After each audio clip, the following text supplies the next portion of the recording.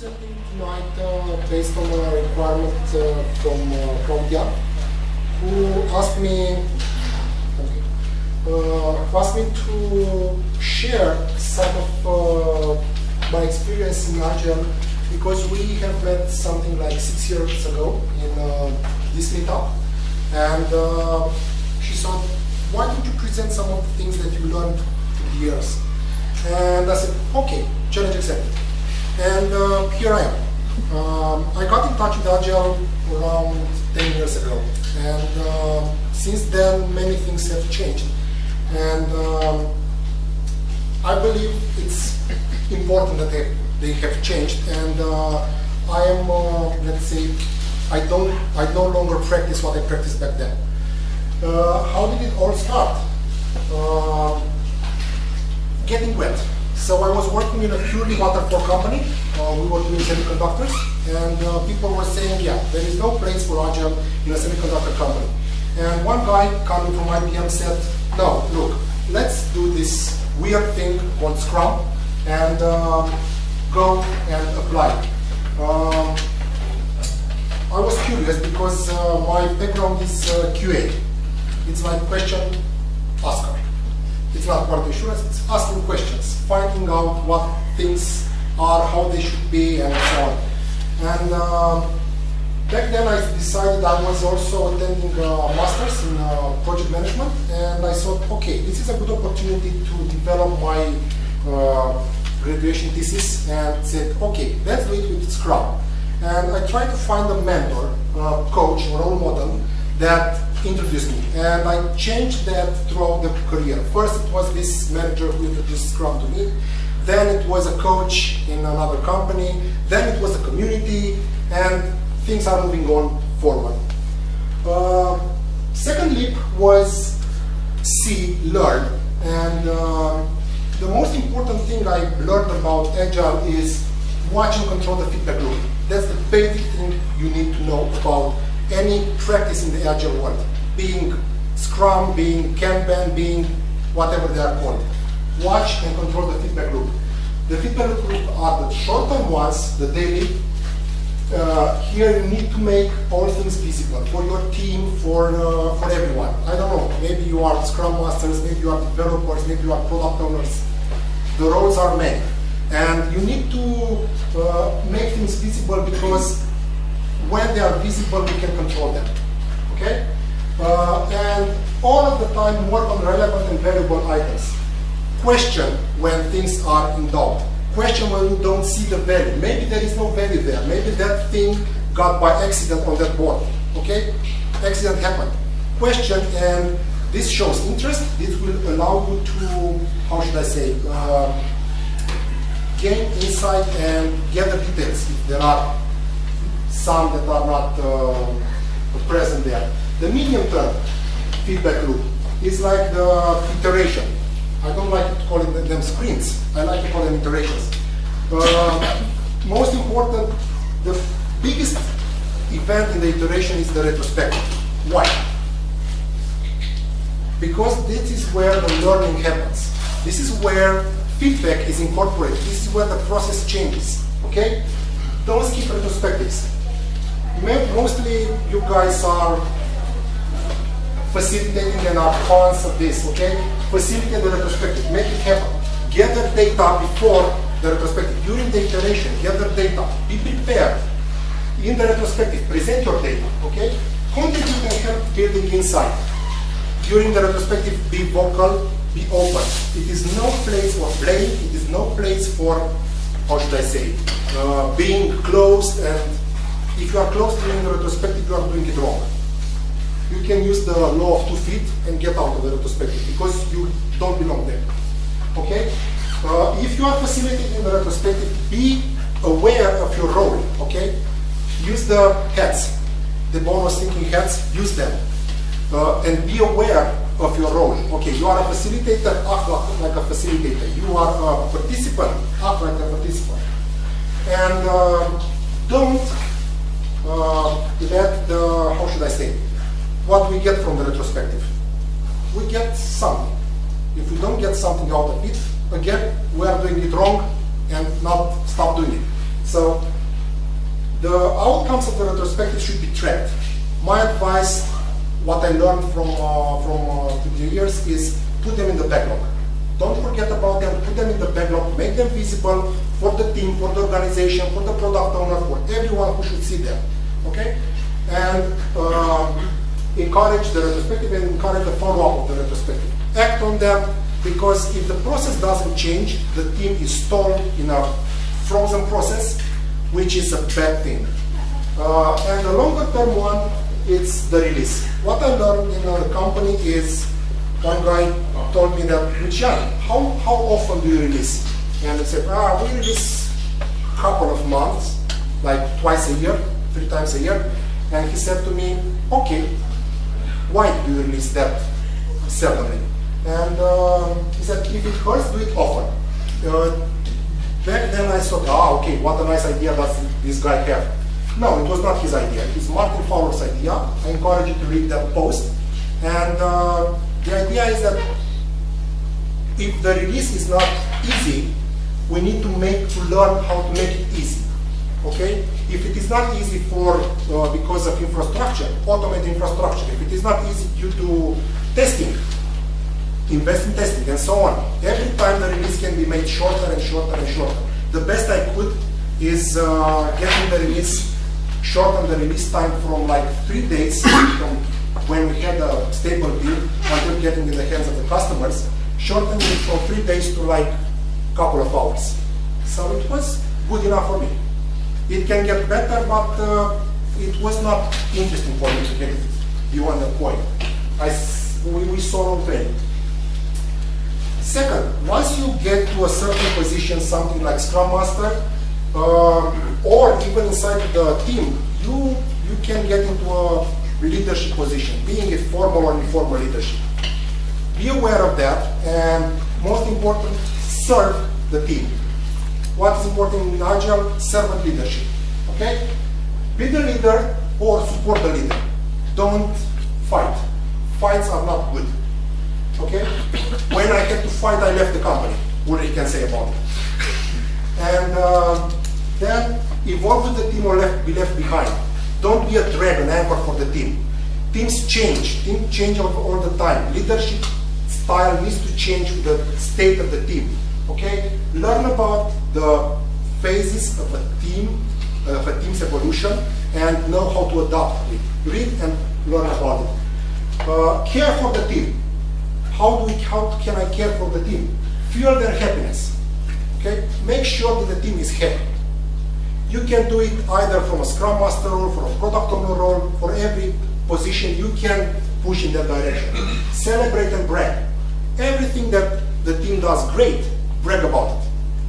Bragging rights are important, and when you brag about it, you are spreading the word in the organization, you are spreading the word around, and people like to, how should I say, flock to success. If something works, people will try to ask, okay, how did you do it? And this was in one organization I worked. It was a good idea because people were asking, okay, what did you do guys well? And we bragged around us. Some of the higher managers heard about it, and okay, in a monthly event they said, okay, look, this team did something great. And then the next monthly meeting, that team did something great, and so on. Organizations are messy. And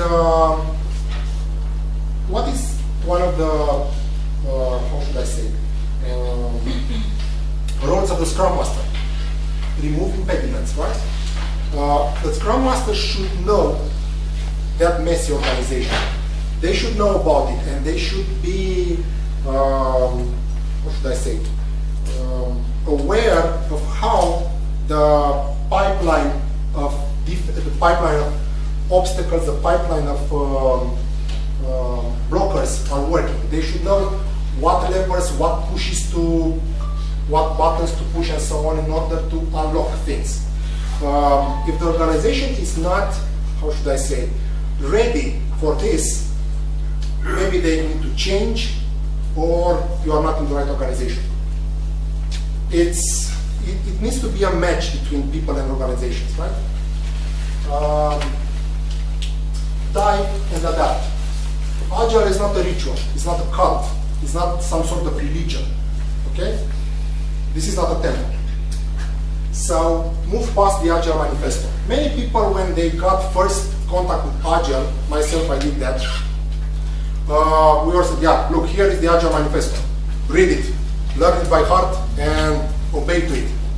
And the important thing is, yeah, some consultants, some guys that are introducing Agile in organizations, this is usually how Agile gets into organizations, they like that. They like to create ambiguity, they like to create some sort of mystery around the practice and say, yes, I'm the consultant, I can teach you how to do it right. Actually, the instructions are on the back of the paper.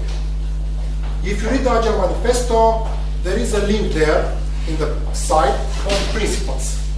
I would say that those 12 principles are infinitely more important than those 4 lines there that everybody posts everywhere on LinkedIn, Twitter, and so on.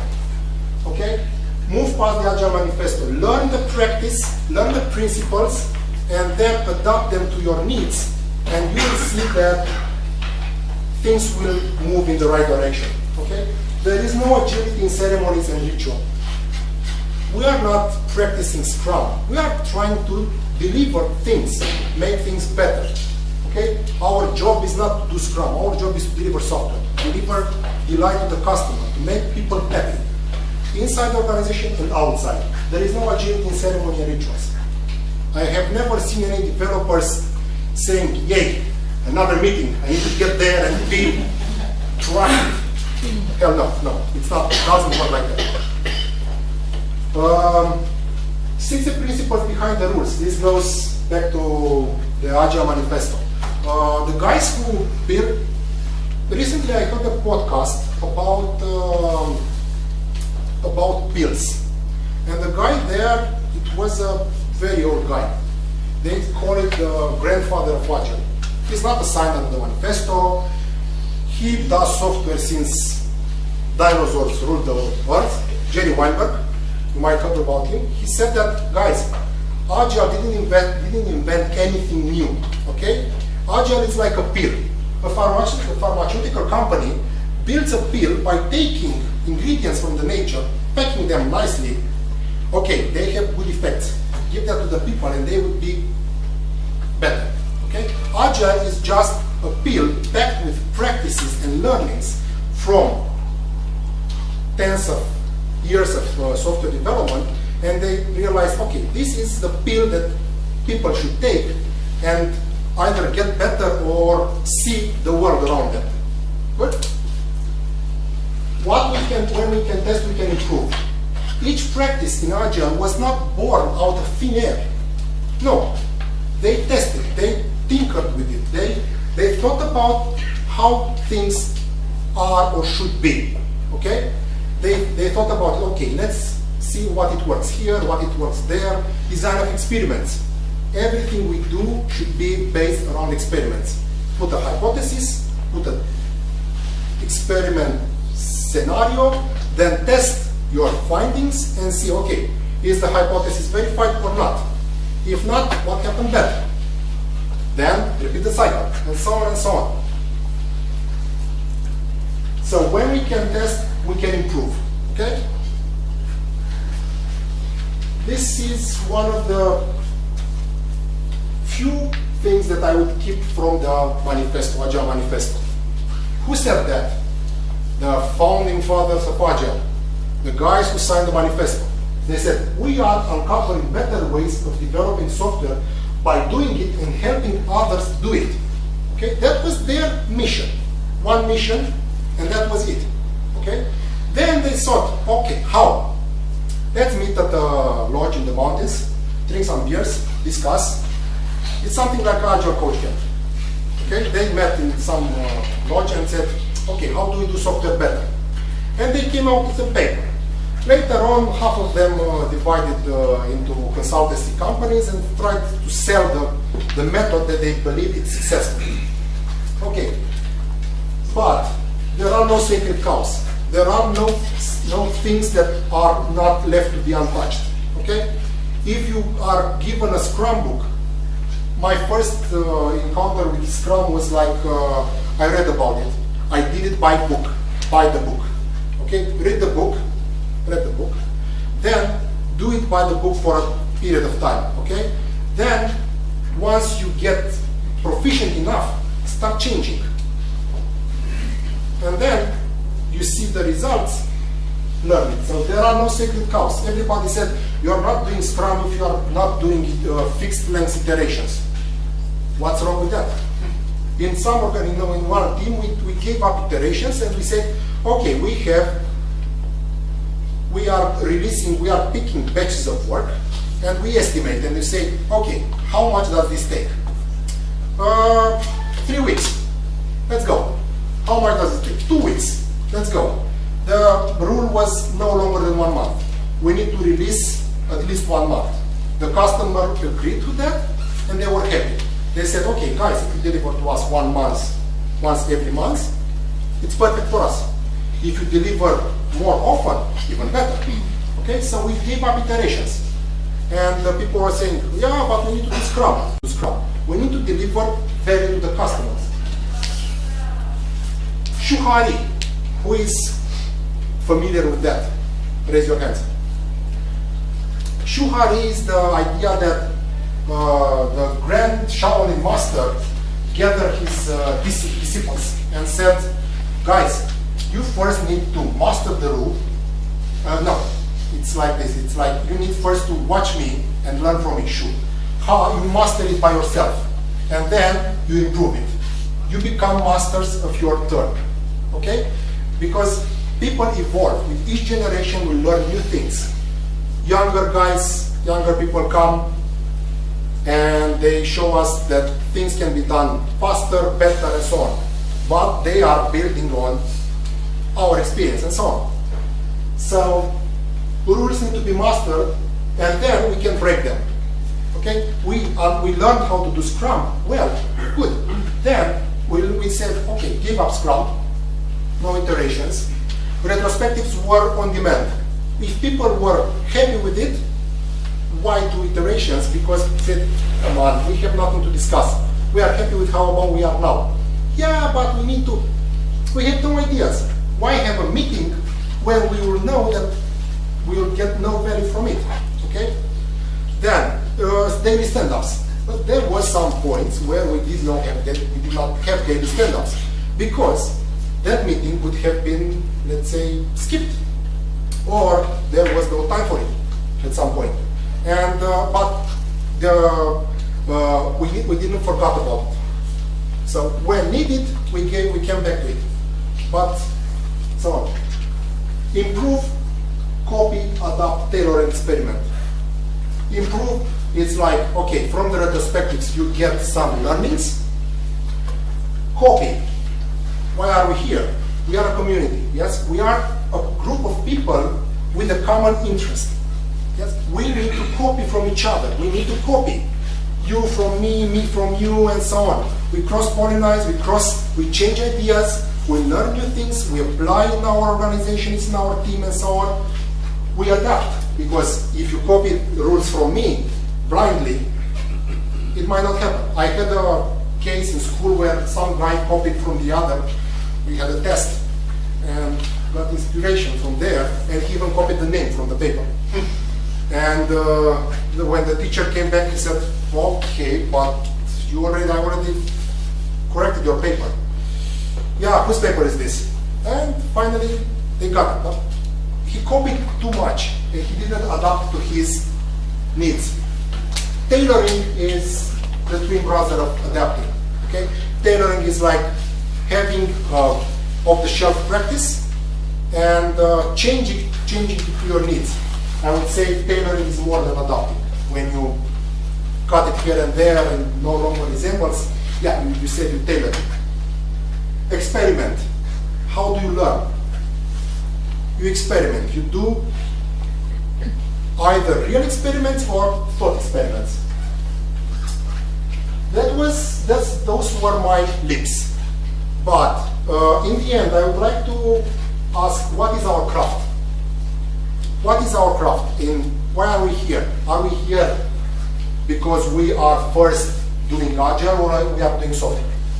Most of us, what we are doing? Peopleware. Sorry? Peopleware. Or peopleware, okay? So, why do we do or want to apply agile? We want to be better. We believe that agile can help us be better at our craft, okay? Is agile our craft? I believe not. In my case, it is not, because my, let's say, core competency is not agile. I'm not a consultant. I'm not living out of it. Okay, maybe for some consultants, maybe for some guys who write books and so on, yes, agile is their craft. But in my case, it's not my craft. Maybe in most of your cases, it's not your craft. So software development or any other thing is your craft. Be good at your craft. Agile is just a training wheel. It's a thing helping you to do your thing. Improve your craft and agility will follow. That is all that I can say at this point. And that was it. And I'm open for questions, comments, anything.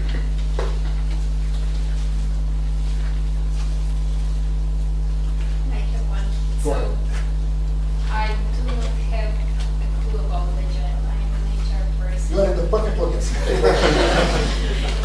was just wondering, isn't it rather kind of methodology, a kind of set of Recently, principles to help you to do something? yes and no. Recently, I started, some guys asked me to deliver some trainings. And most of the, how should I say, most of the teams I work with, they ask me, okay, I know this methodology. A methodology can be set in stone. Okay, you have the PMBOK. Yeah, PMBOK is a project management, they say it's a project management methodology. Yeah, if you follow it by the rules, by the book, yeah, you get it. But the whole agile community said that learning is the key. Okay, learning is the key, not for a methodology, it's for a mindset. Agile is a methodology. You start it as a methodology, but it's a mindset. So the personal trainers in fitness, okay, they start you with a routine. They start you with a set of steps. Okay, in the shoe phase, you get the methodology. In the heart, you start to get away from the methodology. In the re, you are already in the mindset. You no longer think about the methodology. You no longer think about all those details.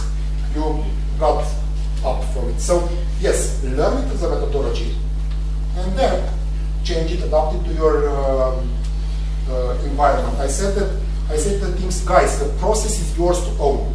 Okay? If you are not changing the process, something is wrong. So start doing it like working on a bicycle, riding a bicycle. You have the training wheels, the methodology, then you remove them and you go. This is how I see it. It's my view. Maybe someone else will say something else. I want to answer it a little bit because I came same as you from waterfall projects, but then I decided to come to in working in Agile. And I think the beauty of Agile is forcing the business to write requirements so that you know for sure what to implement. So when I read the guide, because at the end those 30 pages is almost everything you need to know from Agile, I was happy to see that there's a way where developers can do their work without, I don't know, wondering if the requirements is the right way to implement it, or they need to switch it off and comprehend it at the time. So yeah, basically the principle. Thank you. What's your biggest mistake, biggest success? Agile. Biggest success is delivering often and having delighted customers. Like I have a hammock at home, sent from some guys from Switzerland who are very happy with what we delivered. So the project went like this. The company sold something to them, and after six months they realized it's not what they needed, and they asked for €500,000 back in refunds. And the company said, no, we cannot give that money. And the customer was quite hostile. And 9 months later, the customer sent us presents. It's a good turnaround, I would say. What did you do? Simply communicating with the customer, and it was the project I told you about with no iterations or no fixed iterations. We simply talked with them. The guys were really proficient. They wrote RFCs, so they were not amateurs. They knew their thing. And we simply collaborated with them and said, okay, is it good? Is it good? Is it good? And we fixed our things. We delivered, all the time we delivered something working. Initially it was a fixed application doing one thing, no configuration, no nothing. It was like the testers, the guys who were testing it said, this is crap, you cannot configure anything. What can I test it? Find something to test. I know there are defects there. Maybe the customer will find. If you cannot, we'll ship it and see what comes back. And we got it like that. And in the end, it was okay. So that is my biggest success. My biggest failure is working in a company where the business analyst was telling me, I know shit about Agile. You are the project manager. I know better Agile than you do. Okay, let's do it your way. And it was a failure because nobody was happy. And I left that environment because it was toxic for me. I couldn't feel happy there. And when I don't feel happy, I go away. It's better for me. So that was my biggest failure. So not making the team happy and not showing value to the customers. So communication lies to the base of both your biggest success and your biggest failure. I would say this. Depends on the context. You said something about bringing good input in the retrospective. Give us an example of good input. Good inputs. One time we got to the point that, yeah, guys, stop me when I go. One time they said, okay, the stand-up is taking too long. And we said, okay, how much longer? We don't know. And I was a Scrum Master then, and I timed for a month every stand-up. And in the next 1 month later, I came back and said, oh, look, these are the timings of the retrospective. We know that it's on average 25 minutes. What can we do to make it shorter? Provide data. Provide data. Or I'm a big fan of physical boards. I hate software boards because they are limiting. Okay?